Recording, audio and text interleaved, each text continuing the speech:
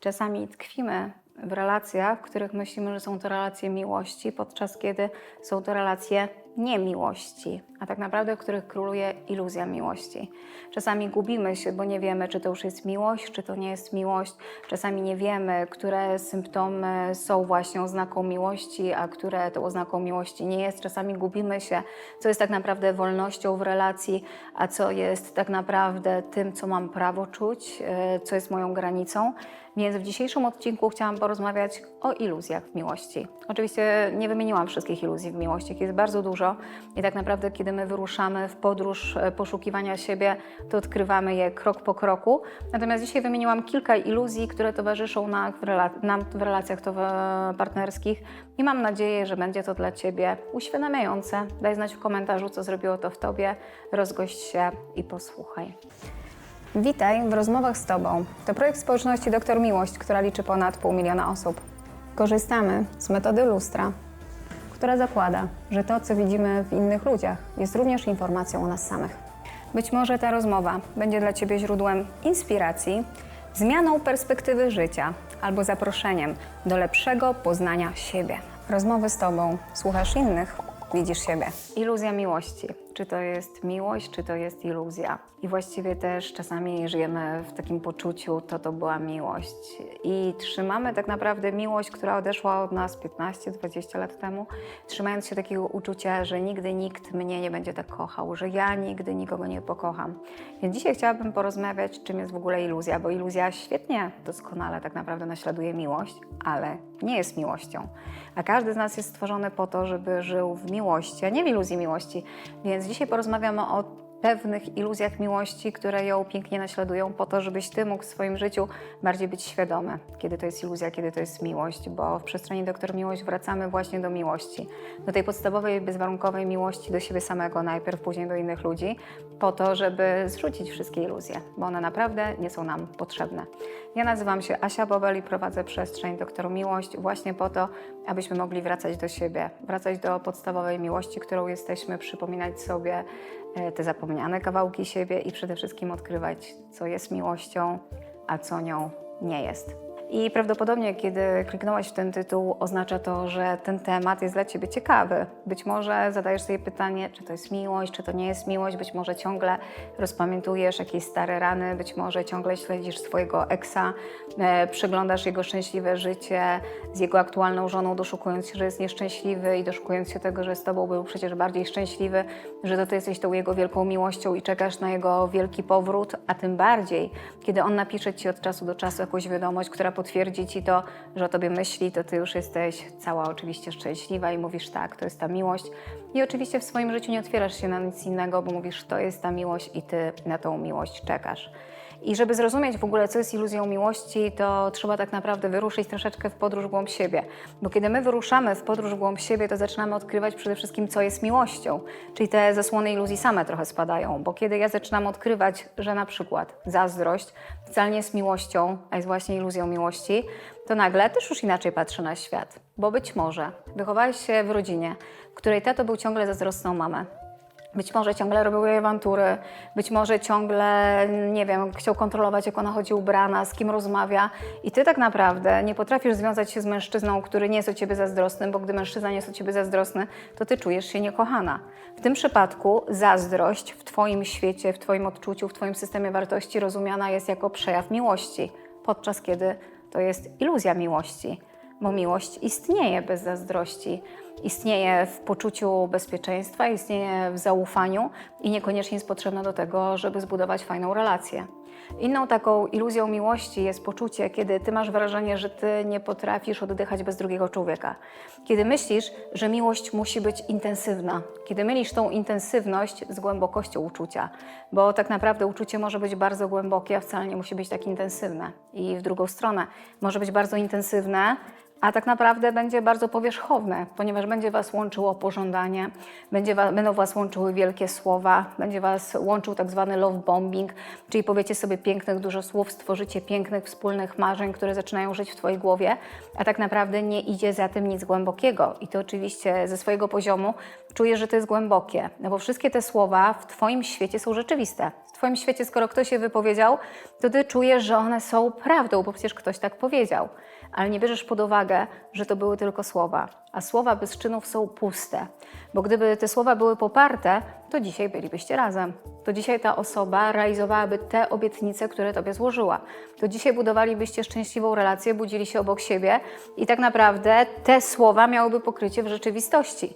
Czyli iluzją w tym świetle okazują się słowa, które nie mają pokrycia w rzeczywistości. Czyli w prawdziwej miłości działania idą za słowami, które są wypowiadane. W iluzji słowa są pompowane po to, żeby wywołać w Tobie pewne uczucia, żeby wywołać w Tobie przywiązanie, żeby zaciągnąć Ciebie do łóżka, po to, żebyś Ty się przywiązała, po to, żeby zdobyć od Ciebie to, czego druga osoba oczekuje i wcale nie musi iść za tym potrzeba, aby dzielić z Tobą relacje.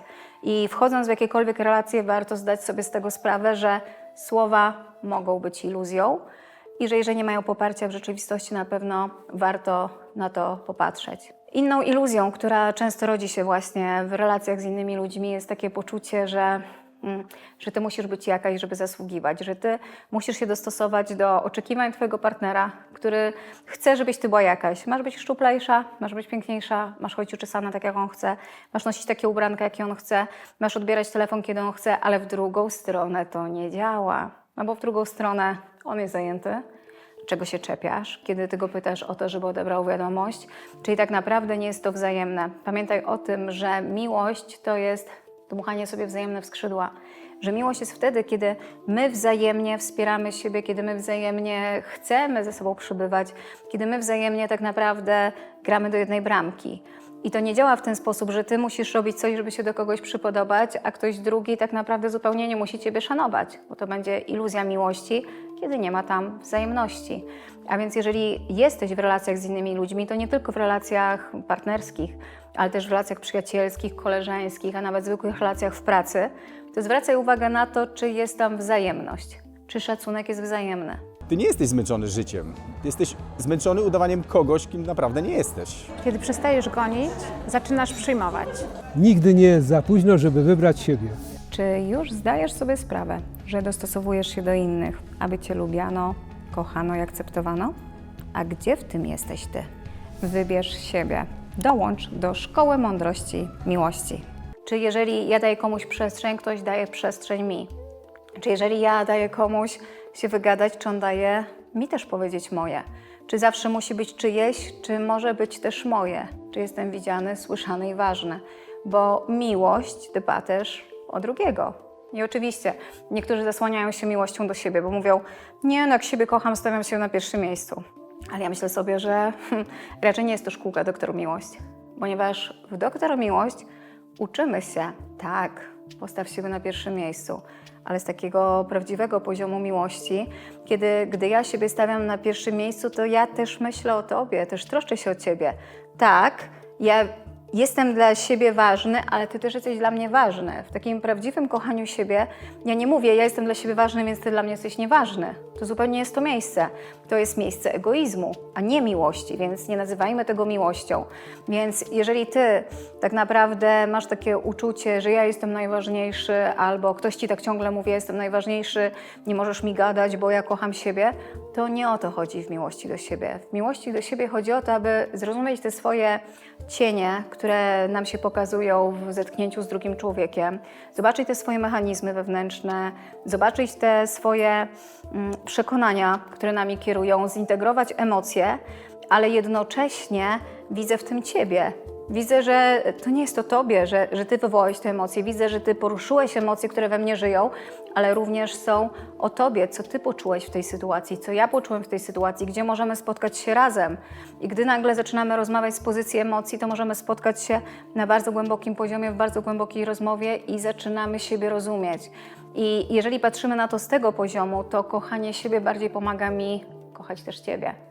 Czyli kochanie siebie nie oznacza, że ja jestem ważny, a Ty jesteś mniej ważny.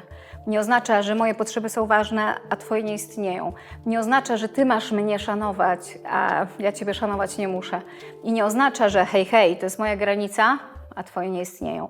Więc jeżeli ktoś Ci mówi, że to ty masz się dostosować, to ty masz dojść do kroku, to ty masz w pewien sposób być tą osobą, która jest pod czyjś dyktando, to może jest to iluzja, a niekoniecznie miłość. Warto to na pewno rozważyć i pobyć sobie trochę głęboko z sobą, przekierować swoje oczy wewnętrzne do środka i zobaczyć, czy to na pewno jest atmosfera miłości, z którą chciałbym przeżyć całe życie? Czy jeżeli ta wasza relacja, która jest do tej pory, tak miałaby wyglądać każdego dnia do końca życia, to czy ty nadal chciałbyś do końca życia w tej relacji być? Czy ty każdego dnia budząc się rano byłbyś szczęśliwym człowiekiem, że ta relacja trwa? Czy ty każdego dnia mógłbyś z dumą iść i opowiadać swoim przyjaciołom i znajomym i mówić, to jest najszczęśliwszy człowiek, najwspanialszy człowiek świata, z którym ja żyję? I czy ty przede wszystkim stajesz się tym najszczęśliwszym człowiekiem przy tej drugiej osobie? Warto sobie zadawać takie pytania, bo kiedy jesteśmy w relacji, to często tak naprawdę, no właśnie, tak a propos iluzji, my budujemy sobie iluzję. I teraz największą iluzją, którą my sobie budujemy w relacjach, są nasze wyobrażenia i interpretacje. Czyli rzeczy się dzieją, wydarzają w naszej relacji, a my później zostajemy z naszą głową, która daje nam do tego osobisty dialog, która mówi: och, to jest najwspanialsza kobieta świata, bo się tak cudownie z nią czuję, bo tak mi było dobrze. No i oczywiście ty w tym momencie, kiedy tak myślisz, tak się czujesz, ale już nie pamiętasz, że kiedy ta osoba cię krytykuje, wcale nie czujesz się tak dobrze. Nie pamiętasz, że kiedy ta osoba nie odbiera na twoje telefony, to nie było wcale tak kolorowo. Że kiedy uśmiecha się z czułością i patrzy na innych mężczyzn, ty się wtedy czujesz całkiem niekomfortowo. Ale kiedy przychodzi ten moment, że patrzy na ciebie, chwyta cię za ręce, to ty mówisz, to jest to, bo czuję się tak dobrze. A więc zaopiekuj się tą częścią ciebie, która dobrze się czuje z osobą, która mnie odrzuca, która mnie lekceważy, która nie kieruje na mnie uwagi, bo to jest iluzja miłości, że ja muszę być w relacji z kimś, kto daje mi okruszki. I kiedy zaczynamy tak naprawdę odkrywać, że tak naprawdę o tym, czy coś jest miłością, nie decyduje to chwilowe poczucie, że mi jest z kimś dobrze. Że to, czy to jest miłością, nie świadczy to, że ja patrzę komuś w oczy i czuję, że tam płynie miłość, tylko tak naprawdę na to wpływa tak naprawdę ciąg wydarzeń, czynności, tego, jak my nawzajem sobie tą miłość okazujemy, a nie jakiś jednorazowy przypadek. I nagle, kiedy my zaczynamy patrzeć, to jesteśmy uważni, czy słowa pokrywają się z czynami, czy rzeczywiście w moim życiu czuję się dobrze z tą osobą, nawet jeżeli ona ma gorszy nastrój, czy nawet kiedy ja mam gorszy nastrój, ta osoba czuje się dobrze ze mną. No bo przecież, czy miłość nie wybieramy na całe życie? Jak idziesz do sklepu, to przymierzasz wiele sukienek po to, żeby tak naprawdę odkryć, że to jest ta właściwa. A jakimś cudem, jeżeli jesteśmy w relacji, to czasami bierzemy pierwszą lepszą, która jest pod ręką albo która pasuje do naszego rozmiaru. A co by było, gdybyśmy tak naprawdę patrzyli na to z taką odpowiedzialnością, że ja przecież chcę przeżyć z tym człowiekiem całe życie i podejmowali decyzję, co jest dla mnie dobre, z czym chcę się budzić, z jaką osobą chcę wychowywać dzieci, z jaką osobą chcę budować mój dom, z jaką osobą chcę się zestarzeć. W tym przypadku miłość zaczyna nabierać innego wrażenia, bo czy na pewno chcę być kontrolowany tak przez całe życie? Czy na pewno chcę być tak krytykowany przez całe życie? Czy na pewno te awantury, które teraz nazywam docieraniem się, są tym, z czym ja bym chciał żyć każdego dnia? Czy na pewno chcę, żeby moje dziecko wychowywało się w takiej atmosferze? Bo miłość to pokój. Miłość to błogość. Miłość to szczęście, miłość to uznanie. Miłość to wzajemne wsparcie. Miłość to szukanie jeden drugiego, nie za karę. I jeżeli ty uwierzyłeś, że ty musisz zabiegać o uwagę, zabiegać o SMS-a, zabiegać o telefon, zabiegać o to, żeby ktoś ci dawał uwagę, to dlaczego uwierzyłeś, człowieku, w iluzję miłości? Że miłość trzeba wymuszać? Przecież miłość to wybór, najwyższy wybór. Przecież miłość to szczęście. To jeżeli jestem czyimś szczęściem, jeżeli jestem jego spełnionym marzeniem, jeżeli jestem jego wyborem, no to przecież chyba nie muszę nikogo zmuszać, żeby był ze mną. To przecież chyba nie muszę nikogo zmuszać, żeby do mnie napisał SMS-a albo odebrał ode mnie telefon. I kiedy nagle zaczynamy rozumieć, że nasze poczucie bycia niewystarczającym, że nasze poczucie potrzeby zasługiwania, że nasze poczucie tego, że ja muszę być jakiś, aby mnie kochano, że to jest największa iluzja. Bo ty, człowieku, sam z siebie jesteś wartością. Ty jesteś tak naprawdę osobą, która może dać ten rodzaj uczucia drugiej osobie. Czyli ktoś może oczywiście doświadczyć innej miłości, ale z nikim nie będzie czuł się tak jak z tobą. Czyli to specyficzne uczucie, które jest między wami, jest tak naprawdę unikatowe i nie da się tego uczucia zastąpić innym. Dlatego każda z miłości jest inna, każdej doświadczamy inaczej. I to uczucie, którego ty teraz doświadczasz, czy jest to tym najpiękniejszym uczuciem, z którym chciałbyś się co dzień budzić? I w pokoju, i w wojnie, i w szczęściu, i w chorobie, i w zdrowiu. Miłość to błogość. I teraz skąd my to mamy wiedzieć, jaka jest miłość? Więc kiedy my zaczynamy tak naprawdę przyglądać się sobie, kiedy my zaczynamy przyglądać się tym kawałkom w nas, które są iluzją, a nie miłością, kiedy my zaczynamy weryfikować w sobie, że to jest miłością, a to miłością nie jest, że to mi się z miłością pomyliło, że to jest tylko mój mechanizm wewnętrzny, że to są tylko moje przekonania, to nagle zaczynamy odkrywać w sobie zupełnie inne pokłady miłości. Zaczynamy odkrywać w sobie po prostu błogość, zaczynamy odkrywać w sobie akceptację, zaczynamy odkrywać w sobie pozwolenie na autentyczność, na to, żeby być sobą. Nie chce już nam się nikogo udawać, nie chce nam się już wstrzymywać swojego głosu, chcemy po prostu żyć swoim własnym życiem. I co by było, gdybyś ty już sobie dał zgodę żyć swoim własnym życiem? Co by było, gdybyś dał zgodę żyć innym ludziom swoim własnym życiem? I jeżeli przypadkiem spotkacie się w relacji przyjacielskiej, partnerskiej, w pracy i nagle się okaże, że wasze drogi spotkały się na chwilę, ale później nie było wam razem po drodze, to co takiego? Jeżeli ja kocham siebie i ja rozumiem i ja życzę sobie dobrze i życzę innym dobrze, to życzę im dobrze nawet, kiedy mnie nie ma w tym planie. I życzę ci, kochanie, żebyś ty w swoim życiu mógł być z ludźmi, którzy automatycznie wybierają bycie z tobą, bo bycie z tobą jest dla nich wspaniałe, bo życie z tobą jest dla nich darem. Wybierają, że chcą być z tobą w kontakcie, że chcą się do ciebie uśmiechać, że chcą do ciebie pisać, że chcą odbierać od ciebie telefony, że chcą z tobą pracować, że chcą tobą budować relacje, bo wtedy świat zaczyna zupełnie inaczej wyglądać. Zupełnie inaczej czujesz się od środka, bo wtedy wiesz, że każdy jest w twoim życiu z wolnej woli i że tam nie ma niewolnika. I ty, jeżeli już przestaniesz zmuszać sam siebie do trwania w relacjach tylko dlatego, że wypada, tylko dlatego, że ktoś żąda dopasowywania się do innych rzeczy, sam też przestajesz być niewolnikiem. Bo czy miłość to niewolność? No właśnie, bo niewola to jest też ogromna iluzja miłości. Bo miłość to nie jest przywiązanie. Bo miłość to nie są sznury, bo miłość to nie jest uwięzienie, miłość to jest wolność. Kocham cię, więc bądź wolny. I tak, możemy być w relacji z drugim człowiekiem i możemy być wolnymi istotami. I życzę nam wszystkim, żebyśmy potrafili taki poziom wolności, miłości w sobie odnaleźć, bo kiedy ty zaczynasz kochać siebie, to tak naprawdę nie boisz się stracić ludzi w swoim życiu, bo nigdy nie jesteś sam, bo zawsze jesteś blisko siebie. I jeżeli to jest moment w twoim życiu, w którym ty rzeczywiście chcesz już sobie wszystko poukładać, w którym chcesz tak naprawdę zacząć budować świat według swoich wartości, według tego, co jest prawdziwą miłością, a nie tego, co z miłością nam się pomyliło.